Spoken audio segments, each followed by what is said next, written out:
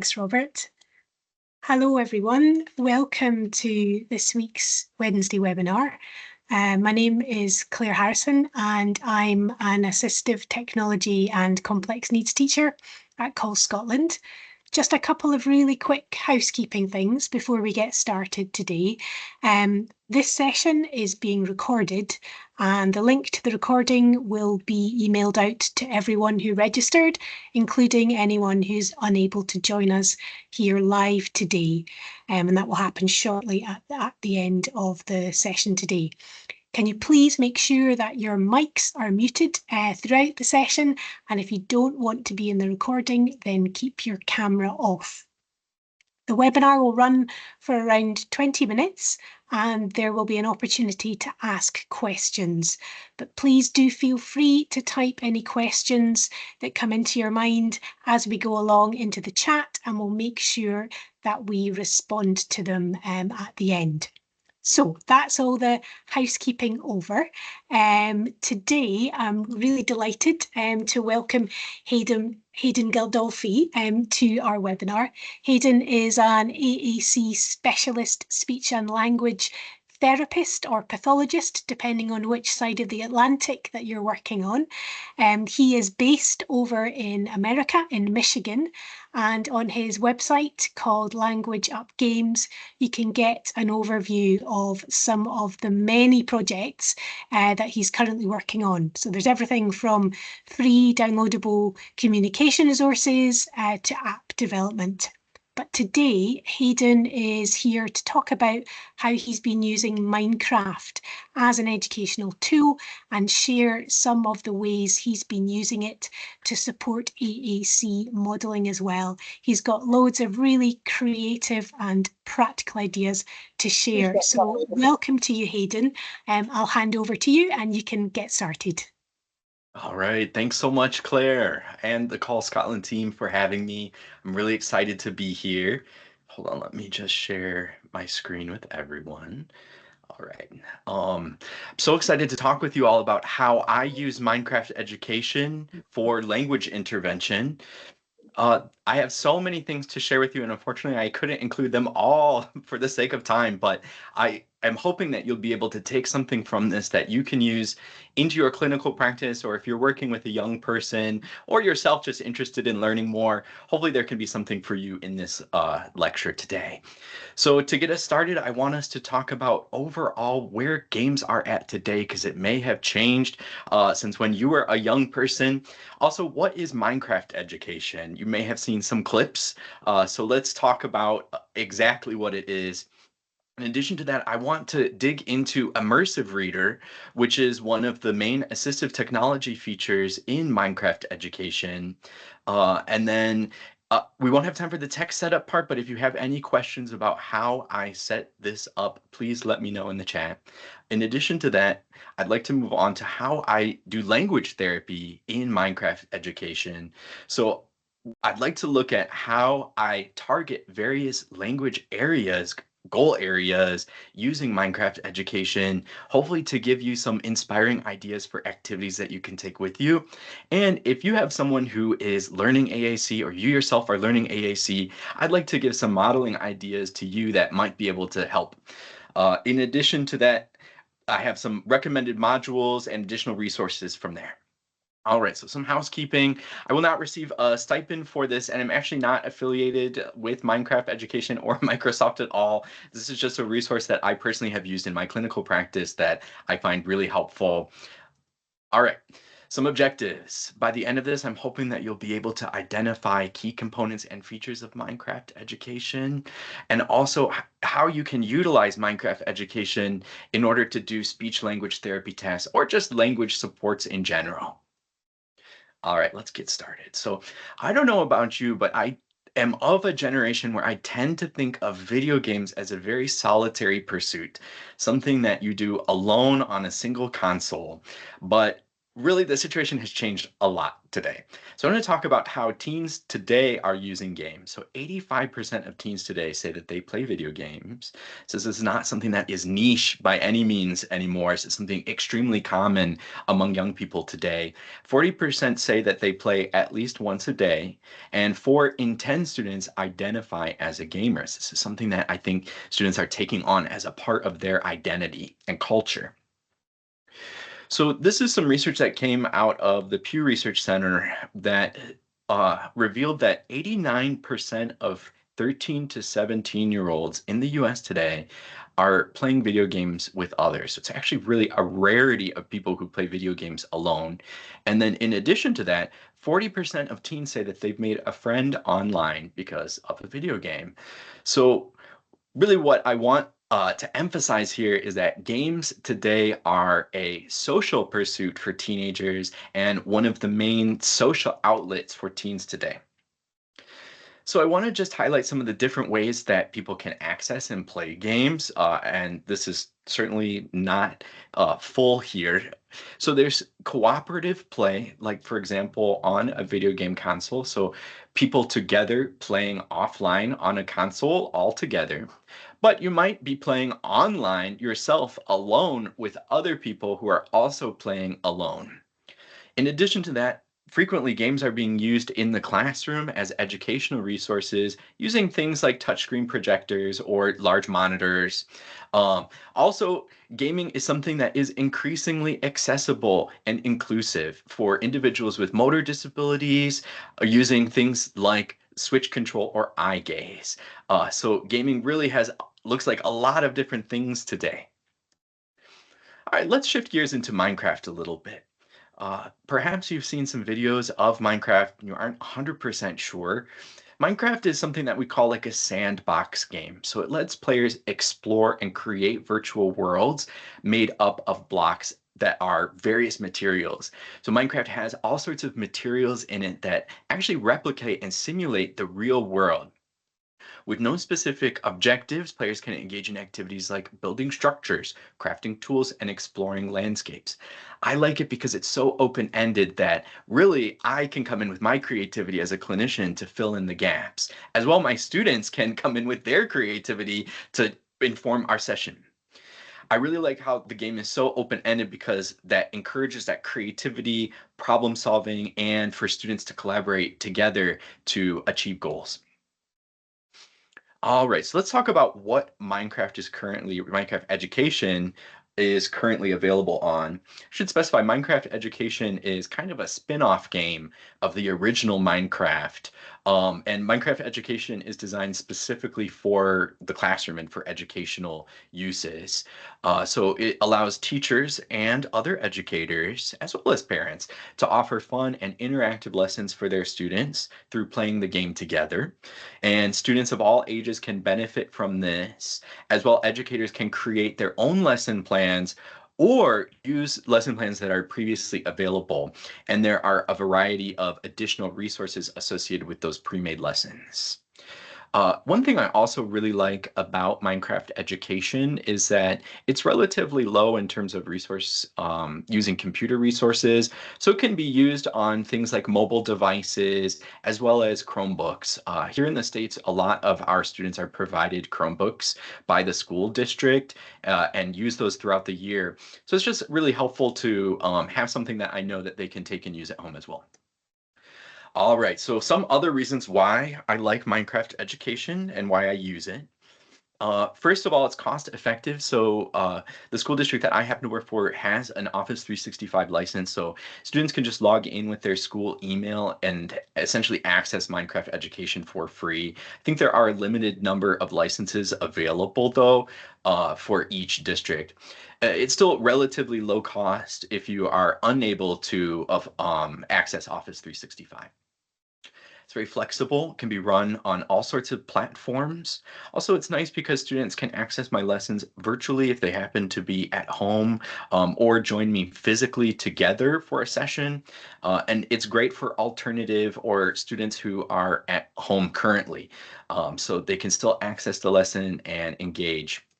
All right. In terms of crossover potential, I really like that any material that I create in a session, really it's my students and I creating it together, I can then send home to parents or even to their classroom teacher and kind of, give that additional crossover with them practicing some of those skills at home. Also kind of showing families a little bit of what we do in our session so that they can remain engaged as well. Um, Minecraft education is very engaging for students and motivating for them. It can be used in some ways like a traditional worksheet to attain the kinds of goals that you would from a paper and pencil route or something like a boom deck, but this is just a little bit more 3D and virtual. It's also functional if the student does play games outside of school. They can learn vocabulary and practice their conversation skills just like they would as they're socializing with friends at home. I love that it's play-based. It's great for language stimulation. There's no time limits or game timers, and it can also help me to be more creative. Also, students, I think, have a lot of fun teaching me back information. The thing I also really like about Minecraft education is the in-game accessibility and assistive technology features. So any of the text essentially in the game, you can load up immersive reader in order to access. So you'll click on the immersive reader icon in the lower right, and then something like this will load that will allow the text to read back. In addition to that, words are highlighted as it's being read, and you can set different features like line focus to help students engage with the text. Students can click on it to load up board maker symbols and a bunch of other options that are just really helpful for really any student, but especially the kinds of students that I work with. Has awesome educational value. I really like that I can add links onto the world that I create. So if there is, say, a Google form or an exit ticket that I want students to complete before they're done with the activity, I can add that into the Minecraft world directly for students. Also, if I maybe have a YouTube video I'm working with, that can also be programmed in. As I mentioned before, the game can also target a variety of goal areas, so it's very flexible. All right, I talked a little bit before about Immersive Reader and some of its features. A couple of the things I didn't get to mention before are the translation tools. So it can translate into a variety of languages. And in addition to that, there are new features being added to Immersive Reader all the time. Just recently, I saw that they've added a reading coach so students can go in and actually use the microphone to practice their reading out loud as well. So check that out if you're interested in that. All right, moving on to language therapy in Minecraft. I'd like to talk a little bit about how I target various goals with some activity ideas. When it comes to expressive language, this is how we put words together and formulate sentences to get our ideas across. One activity that I really like to work on with this is storytelling. So essentially, I can generate or create a world in Minecraft instantly, and then students can enter into that world and build up scenes from a story that they might be creating, or maybe add some scenes from a story that they might be working on in class. In addition to that, I can even use the world to create some environmental issues that can generate a story. Like, for example, if there's a scary cave and we get stuck in the cave, that's a problem that needs to be solved. How can we solve that? Well, maybe we can dig our way out or find some materials to help us get out. So an example goal that would align pretty well with this kind of activity would be if you're using story grammar elements to work on those narrative language skills, like identifying a character, setting, problem, plan, and whatnot, in order to tell or retell the story later. Um, I think it's really helpful to be creative about this and to let students' creativity shine as well. But you can help rein in student stories by identifying those story elements as you go. And you can even use features within the Minecraft world to provide visual supports like posters and boards that help them to really visually see those story grammar elements as they're playing. When it comes to receptive language, this is how we listen and understand language, so spoken language or text. Very common goal for receptive language is following a certain number of directions. So essentially in Minecraft, we can do this by giving students a specific goal to build something with certain instructions. So for example, I have here a bridge building activity. And I would provide then students some directions in order to build that bridge, like getting the materials that we need, organizing them into the item slots, and then placing them in specific spots so that the bridge can be constructed. In addition to that, we can add in AAC for some additional language supports for students if they're having struggles with that comprehension. I can highlight the words as I say them using an AAC device just to get that extra boost. If I want, I could even, for example, in the bridge building challenge, load up a YouTube video about how bridges are constructed and extend maybe this segment over multiple sessions. All right, let's talk about pragmatic language, or how people use language in order to communicate their emotions or understand other people's emotions, tone of voice, body language, that kind of thing. So one really helpful way to practice social scenarios in Minecraft is to create a virtual world that simulates or emulates a certain environment. For example, like we have here, a first day of school activity. Students are going to be really practicing using that social language in this environment, just like they would if they were at their first day of school. You might walk up to a character, practice introducing yourself, adding a few details about yourself, and maybe adding a question back to them. So essentially, we can provide additional uh, tools and supports for students to be able to recognize what might be occurring in this context and how they can understand the context to modulate their language. If you're using emotional language supports like the zone of regulation, you might even add colored blocks next to the character to kind of show what zone they might be in. And as a clinician, you can kind of generate a few NPCs or characters along the way that fit into these emotions, or just have students create what they think the person might be feeling based on what they've said. All right, moving on to executive functioning, an often overlooked but important area. So this is the area of connecting our ideas together in a logical order, but also making sure that we are on time and on task, on topic. All of these things correlate very closely with language skills. So when it comes to executive functioning, one area that I like to target is time management. I know this is a big issue, especially for older students who have increasing expectations to independently complete assignments. But it also can be fun for younger students to practice these concepts in simpler and shorter time intervals.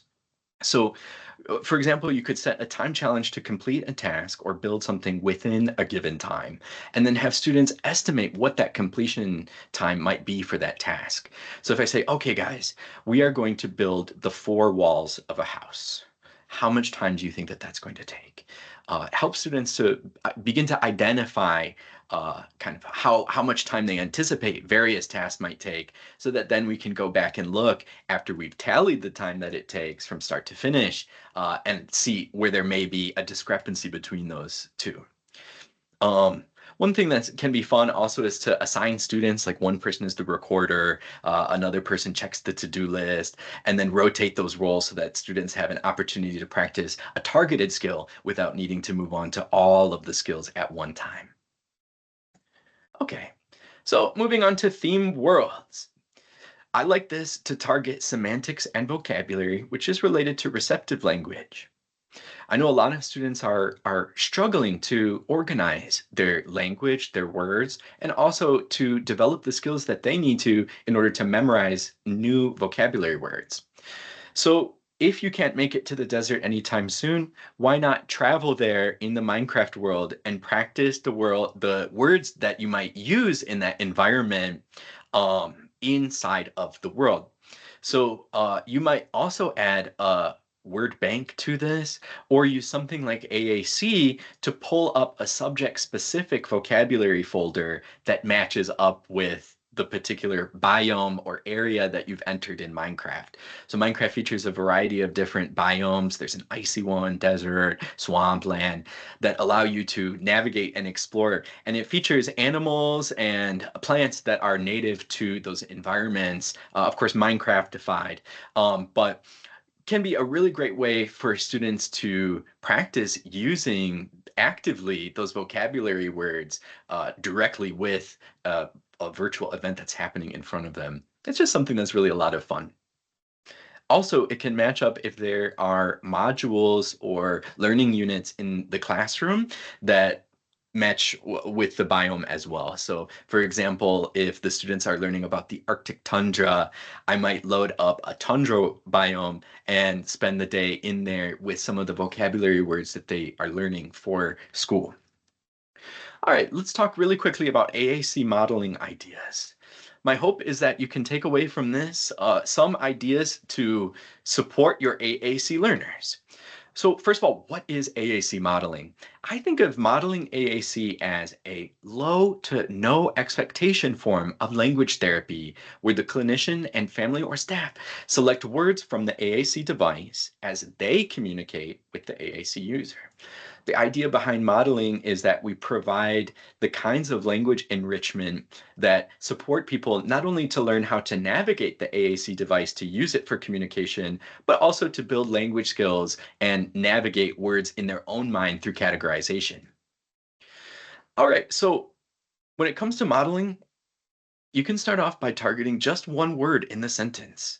So if you are saying to the student, all right, you've loaded up the Minecraft world, you have the AAC in front of you, you're ready to model, your student's device or system is available as well. And you say, okay, where do you want to go? And then you tap go as you say that word to kind of highlight that specific vocabulary word that you're working on. Or maybe your student is ready to add two words together. Where do you want to go? And tapping two words as you go instead of the entire sentence. Where do you want to go? Which you might lead to eventually, but certainly don't feel that you need to model every word that you use in spoken speech. You can really highlight specific vocabulary words in your speech. All right, here are some AAC modeling ideas for Minecraft education. Go. For example, if you press the forward key, your character will walk forward in the world, and then stop, your character will stop. You can even kind of turn this into like a Simon Says style game where you and the students are playing a game where you go and stop on command. In addition to that, you can use this to place objects in the world and make something. So go and place continuously objects and then stop when you have enough of them. All right. When it comes to using high-tech AAC, like things like Proloquo, Touch Chat, TD Snap, it's helpful to use the subject-specific vocabulary options or folders to target specifically where you might want to be going. So in Minecraft, you might see a mountain and say, go. Now let's go to things, select things, and then mountain will load up. Ah, let's go to the mountain. Would you like to go to the mountain? Oh, I'm 2 steps ahead of myself. So you can use go along with a variety of questions and statements. Let's talk about have. What I like about have is it's a really flexible word. So, for example, we can use it as an auxiliary, like having to do something, or we can talk about physically what we might need or have in our possession in order to produce a particular thing. So, I have wood, he has concrete, what can we make? You could talk about if you have or have not done something. I have not made a house. So, we're going to have to learn this all together. All right, let's talk about make. Obviously, this one fits very well into the Minecraft world. When it comes to making more of something, you can model make more to have the student place more items. Or if you want it to behave a specific way or look a certain way, you can talk about making it something. Make it larger, make it open, make it pretty. In addition to that, a lot of times in life and in the Minecraft education, we have to make do with things. So things may not be perfect or exactly what we want, but we can make do. Need. This is a really functional vocabulary word because it's just so helpful for young people to express their needs openly. What we need to go, what we might need to put, or the various things that we need to complete a task. What do we need to make this? Let's see if we can load up one of those word banks or vocabulary lists or even a to-do list that we can check off as we go all of what we need to make sure that we have it. By modeling these words, the idea is that not only do we show students how to access and use these words themselves as they're playing so that they can engage further with the activity, but also we're providing a lot of language support and stimulation for students who are building up these word connections. Now, if your school uses a core vocabulary word of the week, this is something that fits really well in with Minecraft. You could provide, for example, a specific Minecraft word world that targets that vocabulary word. And then maybe add some posters into that for staff or family that are playing that word, that world, excuse me, on that in that given week, so that they can practice that at home and get that extra reinforcement at home. All right, real quick as we wrap up, some recommended modules. If you are totally unfamiliar with Minecraft education, I highly recommend playing through the tutorial. The how to play section will teach you everything that you need to know to move around and navigate in the world. But once you've mastered that, I love the Mindful Night world. It's a mindful practices that students can learn as well. It's a pretty easy one to jump into that there really isn't a lot of technical know-how that's required to play this. Welcome to the community. As you can see, there is a simulated kind of physical world so that students can work on maybe classroom expectations or neighborhood expectations and practice some of those, maybe building a house in a contained environment, like fenced environment to help kind of, limit the size and the breadth of the activity. Empathy Village is one that I use all the time. Essentially, you walk into the houses and then you decorate the houses with posters. This is just kind of how I've been doing it, of positive language. So you might use like a predictable chart writing activity with AAC. Like, what do you have? I have this. I have friends. I have awesome teachers. What can you do? I can do so much. I can build. I can make. I have so many things. Really helpful to build that gratitude statement and get that positivity started. So also a great way to start off a session just with a positive energy for students. And in addition to that, the hope is that students are able to take that language and then express that gratitude and that positivity to other people in their lives. Sometimes I will take a screenshot of what students say about maybe their teacher or a positive thing about their family member and send that to family just to help kind of boost morale too. All right, a few more here real quick. Buildability, identifying and understanding accessibility barriers in the workplace and learning self-advocacy skills. They have entire cities within Minecraft that you can explore. I think this is really fun, especially if you happen to be visiting that city, you can check things out beforehand and explore a bit. But in addition to that, if it's something that you've wanted to do and you don't think that you'll be heading there anytime soon, you can explore it in a virtual capacity. Fairy tales, inspiring self-awareness, and inclusion, coding inclusively, featuring assistive technology. In addition to that, I have on my Teachers Pay Teachers free core blocks that I've made, which essentially modify one of the blocks in the inventory of Minecraft to look like a core symbol. So if you were doing a core vocabulary word of the week and you wanted to, throw in that word symbol a lot, you can directly add that onto the world. It's a little complicated, I guess, but essentially you just drag and drop the files in, and then they'll show up as additional options that you can add in as you're creating or loading a world. So feel free to check those out. They are totally free. Let's use virtual modalities like Minecraft Education to make our language therapy sessions richer and more engaging. And I'll push you even further to say, just to make all educational moments more engaging. All right, are there any questions for me? Fantastic. Thanks, Hayden. That was such a great overview, just of all the different ways, in terms of what Minecraft's got for its built-in accessibility tools. That was great to see about the sort of translation and the immersive reader, and then the ways that it fits in if you're using core words, even just for your core word of the week, how you can do that. You've got some great questions in the chat. So let me just scroll up and find the first one.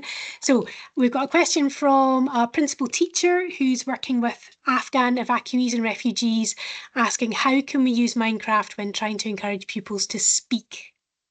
Well, as always, I I love using AAC to promote and support verbal speech, to help students to identify the word, its sound, and the concept behind that as well.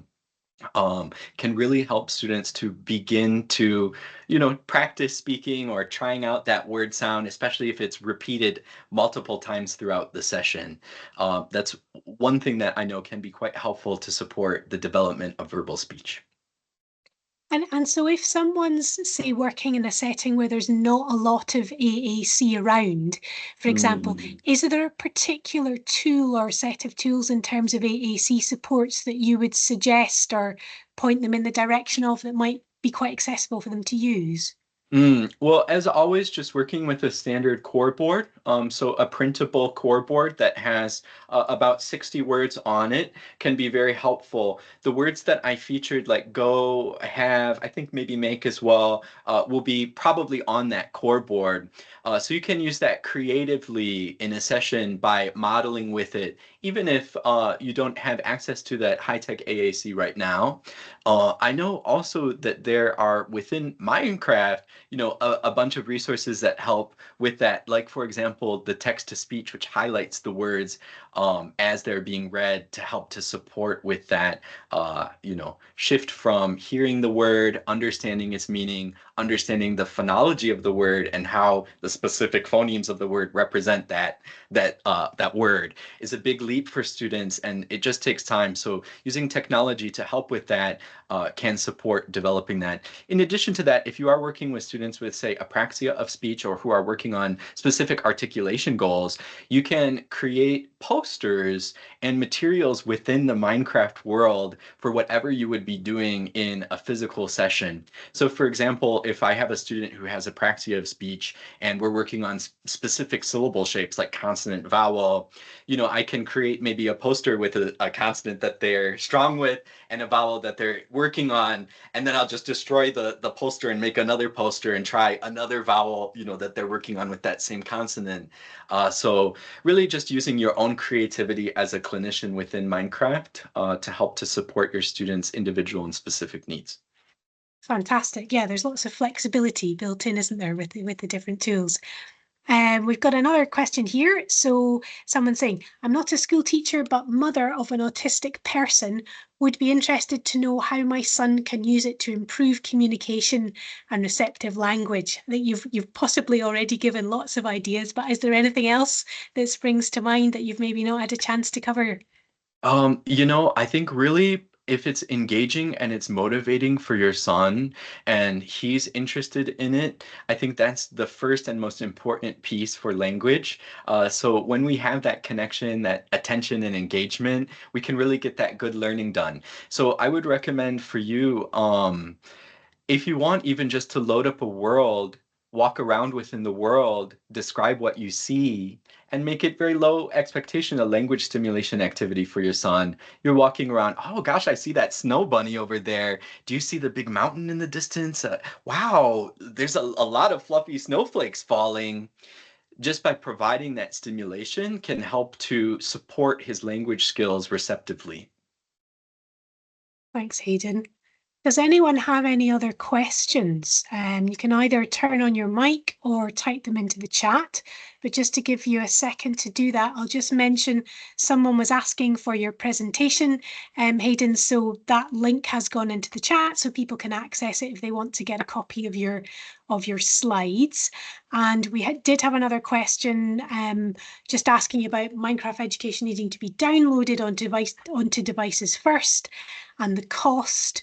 So just confirming that I've given them the correct information in that it's free to download, and I've put in the Microsoft education download page for Windows, Chromebook, So iPad, and Mac. yeah, so to clarify, it's a free download, but then in order to use it, you do need a subscription to Office 365. So if you have an account for Office 365, you'll be able to access Minecraft Education. However, I think in the US, don't quote me on this because it might have changed, but I think it's about $12 a year. in order to play it. So it's relatively affordable. If you don't have Office 365 and you're really interested in specifically this resource, I think that's around the price point right now. Super. Okay, that's great. That's super. Thank you very much. Yeah. Okay, well, I think if we don't have any other questions, I think we will wrap it up there. Just to say thank you so much to Hayden for your presentation today. Lots learned, so many creative ideas. I'm looking forward to going off and trying out Minecraft and seeing how we can use some of those suggestions. Webinar Wednesday is back in a couple of weeks' time, and we'll be joined by Rachel Taylor from a company called No Isolation. And Rachel will be talking about their AV1 robots and how schools are using them to support learners with additional support needs. So hopefully we'll see you all on the 30th of April for our next webinar. Thanks very much, everyone. Good night. Hi, everyone.